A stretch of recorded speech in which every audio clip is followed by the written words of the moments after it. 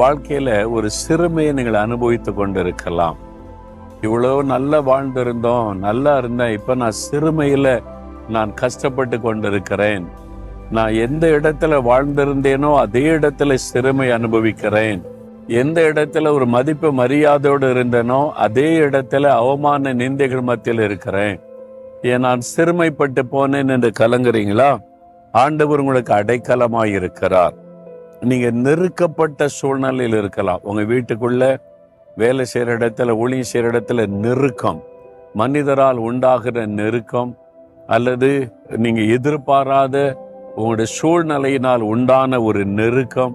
அப்படியே நெருக்கம் என்ன செய்யறது, இந்த தேவைக்கு என்ன பண்றது, இந்த நெருக்கத்துல இருந்து எப்படி வெளியே வருவதுன்னு கலங்கின போது எதிர்பாராத ஒரு வாசல் திறக்கும். எதிர்பாராத இடத்துல இந்த உதவி வரும். சூழ்நிலையினால் உண்டான ஒரு நெருக்கம், அப்படியே நெருக்கப்பட்ட ஒரு நிலைமை, அப்படியே ஒடுக்கப்பட்டு போனேன், நெருக்கப்பட்டு போனேன், வெளியே வர முடியல, ஒரு விடுதலையோடு இருக்க முடியல. அந்த மாதிரி சூழ்நிலையில இப்ப நீங்க நின்று கொண்டு இருக்கலாம்.